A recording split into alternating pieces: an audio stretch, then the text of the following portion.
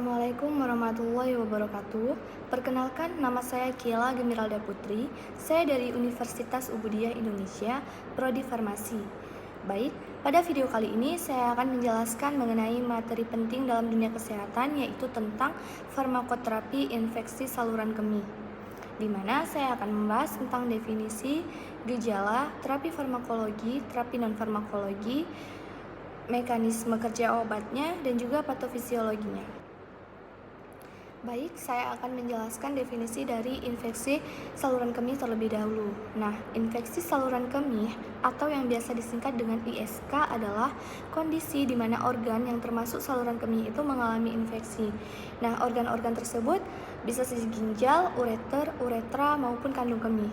Nah, jadi terdapat perbedaan tuh antara ureter dengan uretra, di mana ureter adalah saluran yang mengeluarkan urin dari dalam ginjal ke dalam kandung kemih, sedangkan uretra adalah saluran yang mengeluarkan urin dari dalam kandung kemih ke luar tubuh. Tetapi, biasanya infeksi saluran kemih itu terjadi di uretra dan kandung kemih. Nah, berawal dari ginjal, jadi zat sisa yang ada dalam darah tadi disaring dan kemudian dikeluarkan dalam bentuk urin. Urin tersebut kemudian dialirkan dari ginjal melalui ureter menuju ke kandung kemih. Nah, setelah ditampung di kandung kemih, kemudian urin akan dikeluarkan atau dibuang keluar tubuh melalui saluran yang disebut dengan uretra. Infeksi saluran kemih ini biasa terjadi saat bakteri masuk ke dalam saluran kemih tadi melalui uretra. Kemudian bakteri akan berkembang biak di dalam kandung kemih. Jadi terdapat beberapa gejala ketika kita itu mengalami infeksi saluran kemih, di mana gejala yang pertama itu adalah nyeri punggung, kemudian yang kedua demam dan meriang, yang ketiga urin kita itu berwarna keruh atau berdarah, yang keempat inkontinensia atau ketidakmampuan kita itu dalam mengontrol buang air kecil, yang kelima adalah kita itu sering tiba-tiba merasa kebelet buang air kecil, yang keenam rasa nyeri pada rusuk, perut, dan juga di atas tulang kemaluan. Yang ketujuh, rasa sakit dan panas saat kita buang air kecil. Yang kedelapan, ada mual. Kesembilan, muntah. Dan yang terakhir itu adalah malaise atau tidak enak badan. Baik, selanjutnya saya akan membahas mengenai terapi farmakologi pada infeksi saluran kemih. Nah, yang pertama itu ada antibiotik, di mana antibiotik ini memiliki 3 kriteria yang biasa digunakan pada infeksi saluran kemih.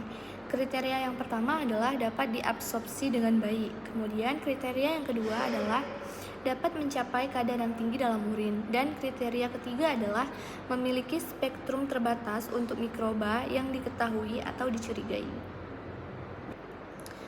Nah, terapi farmakologi yang kedua adalah obat saluran kemih, di mana obat-obat yang termasuk ke dalam golongan ini itu adalah penazopiridin, potasium sitrat, terpen mixturas, dan juga flavoxat. Kebanyakan dari obat ini itu digunakan sebagai terapi tambahan untuk mengatasi infeksi saluran kemih. Terapi farmakologi yang ketiga adalah antiseptik saluran kemih, di mana yang pertama itu digunakan untuk membunuh organisme penyebab infeksi saluran kemih. Kemudian yang kedua dapat mencegah terbentuknya batu saluran kemih, dan yang ketiga mengandung BA seperti metenamin, methylene blue, nitrofurantoin, dan pipimidinic acid. Untuk terapi non-farmakologi dapat kita lakukan dengan beberapa cara. Cara yang pertama adalah menjaga kebersihan alat kelamin. Cara yang kedua, segera buang air kecil setelah berhubungan seksual. Yang ketiga, cuci tangan dan alat kelamin baik sebelum maupun sesudah berhubungan seksual. Yang keempat, jangan menunda keinginan untuk buang air kecil. Yang kelima, banyak mengkonsumsi minum air putih. Dan yang keenam adalah mengkonsumsi suplemen vitamin C secara teratur. Selanjutnya saya akan menjelaskan mengenai golongan antibiotik yang digunakan dalam infeksi saluran kemih. Nah, golongan yang pertama ada penisilin, di mana mekanisme dari penisilin ini sendiri adalah bakterisidal menghambat sintesis dinding sel. Contoh obatnya itu adalah amoksisilin dan juga ampicillin. Kemudian golongan yang kedua ada cefalosporin generasi 1 sampai dengan generasi 4, di mana mekanisme kerjanya ini adalah menghambat sintesis dinding sel antibakterial spektrum negatif maupun positif. Contoh obatnya ada cefadroxil, cefedrin, dan juga cefixime. Golongan yang ketiga ini adalah quinolon, di mana mekanisme kerjanya ini menghambat DNA girase sehingga sintesis DNA terganggu. Contoh obatnya ada ciprofloxacin dan juga levofloxacin. Nah, yang keempat ada tetrasiklin, di mana mekanisme kerjanya ini bakteriostatik hambatan sintesis ikatan peptida. Contoh obatnya ada doxycycline. Selanjutnya, saya akan menjelaskan mengenai patofisiologi infeksi saluran kemih. Nah, infeksi saluran kemih terjadi ketika bakteri atau kuman atau mikroorganisme masuk ke dalam saluran kemih dan berkembang biak. Mikroorganisme memasuki saluran kemih tersebut melalui 4 cara. Nah, cara yang pertama itu disebut dengan ascending atau naik. Jadi, kuman penyebab infeksi saluran kemih pada umumnya adalah kuman yang berasal dari flora normal usus dan hidup secara komensal introitus vagina, Propelsium penis, kulit perineum, dan sekitar anus. Infeksi secara ascending atau naik dapat terjadi melalui 4 tahapan. Tahapan yang pertama yaitu kolonisasi mikroorganisme pada uretra dan daerah introitus vagina. Tahapan yang kedua, masuknya mikroorganisme ke dalam buli-buli. Tahapan yang ketiga, multiplikasi dan penempelan mikroorganisme dalam kandung kemih. Nah, tahapan yang keempat yaitu naiknya mikroorganisme dari kandung kemih ke ginjal. Kemudian, cara yang kedua disebut dengan descending atau hematogen. Disebut demikian bila sebelumnya terjadi infeksi pada ginjal yang akhirnya menyebar sampai ke dalam saluran kemih melalui peredaran darah. Kemudian, cara yang ketiga yaitu limfogen atau jalur limfatik. Jadi, jika masuknya mikroorganisme melalui sistem limfatik yang menghubungkan kandung kemih dengan ginjal. Kemudian, cara yang keempat yaitu langsung dari organ sekitar yang sebelumnya sudah terinfeksi atau eksogen sebagai akibat dari pemakaian kateter. Nah, mikroorganisme penyebab infeksi saluran kemih umumnya kan berasal dari flora usus dan hidup secara komensal dalam introitus vagina, propesium, penis, kulit, perineum, dan sekitar anus. Kuman yang berasal dari feses atau dubur masuk ke dalam saluran kemih bagian bawah atau uretra, kemudian naik ke kandung kemih dan dapat sampai ke ginjal. Mikroorganisme tersebut tumbuh dan berkembang biak di dalam saluran kemih yang pada akhirnya mengakibatkan peradangan pada saluran kemih. Infeksi saluran kemih ini biasanya terjadi akibat kolonisasi daerah periutra oleh organisme virulen yang kemudian memperoleh akses ke kandung kemih. Hanya pada 8 minggu pertama dari 12 minggu kehidupan. Infeksi saluran kemih mungkin terjadi karena penyebaran hematogen. Jadi selama 6 bulan pertama kehidupan, bayi laki-laki beresiko lebih tinggi mengalami infeksi saluran kemih. Tetapi setelah itu, infeksi saluran kemih predominan pada anak perempuan. Suatu faktor risiko penting pada anak perempuan adalah riwayat pemberian antibiotik yang mengganggu flora normal dan mendorong pertumbuhan bakteri urapatogenik. Nah, di sini saya memiliki satu contoh kasus infeksi saluran kemih, di mana contoh kasus farmakoterapi infeksi saluran kemih atau ISK dapat dilihat pada pasien perempuan berusia 45 tahun yang datang ke UGD dengan keluhan nyeri saat berkemih dan frekuensi berkemih yang meningkat. Diagnosis menunjukkan infeksi saluran kemih uncomplicated atau dengan komplikasi. Nah, jadi terdapat beberapa penanganan untuk pasien yang memiliki keluhan tersebut. Nah, penanganan yang pertama yaitu pemilihan antibiotik, di mana pasien tersebut disarankan untuk mengkonsumsi nitrofurantoin atau trimethoprim yang dikombinasikan dengan sulfamethoxazole sebagai terapi pertama. Kemudian penanganan yang kedua yaitu monitoring, di mana evaluasi respon terhadap pengobatan setelah 48-72 jam. Kemudian, penanganan yang ketiga ada edukasi, yaitu pasien diberikan informasi tentang hidrasi yang cukup dan pentingnya menyelesaikan terapi antibiotik. Nah, dari penanganan yang sudah saya jelaskan tadi, itu bertujuan untuk mengurangi gejala dan mencegah komplikasi lebih lanjut lagi. Kemudian, saya akan menjelaskan terkait klasifikasi infeksi saluran kemih, di mana dibagi yang pertama itu berdasarkan letak peradangannya. berdasarkan letak peradangannya dibagi lagi menjadi beberapa. Yang pertama itu kandung kemih atau disebut dengan sistitis. Jadi sistitis atau inflamasi kandung kemih yang paling sering disebabkan oleh menyebarnya infeksi dari uretra.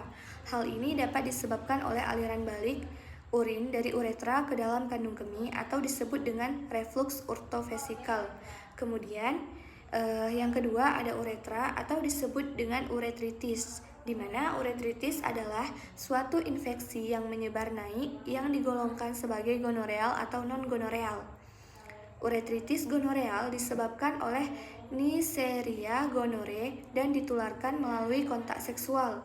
Uretritis non-gonoreal adalah uretritis yang tidak berhubungan dengan Neisseria gonorrhoeae yang biasanya disebabkan oleh Chlamydia trachomatis atau Ureaplasma urolithicum. Kemudian, yang ketiga ada prostat atau disebut dengan prostatitis.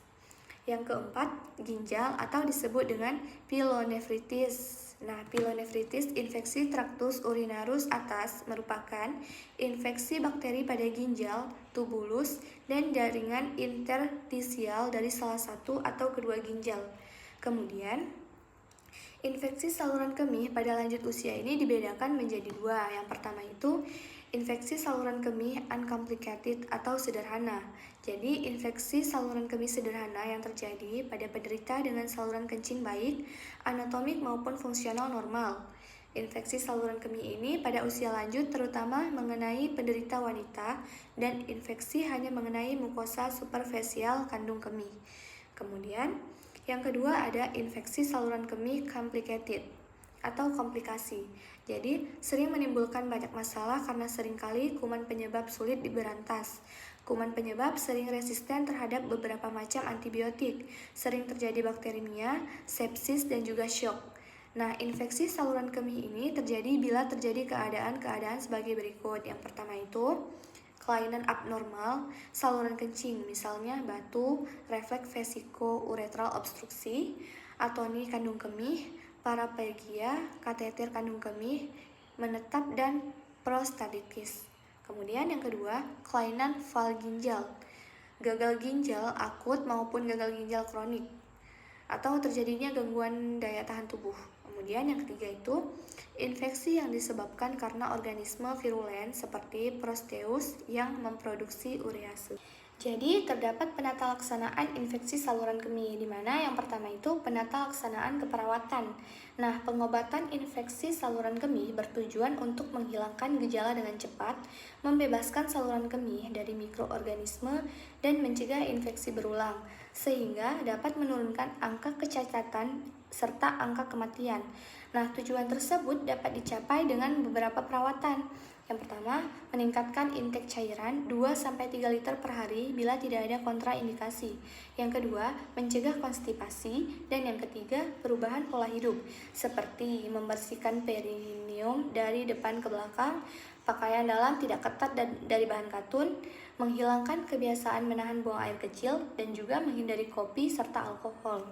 Kemudian, penata laksanaan medis.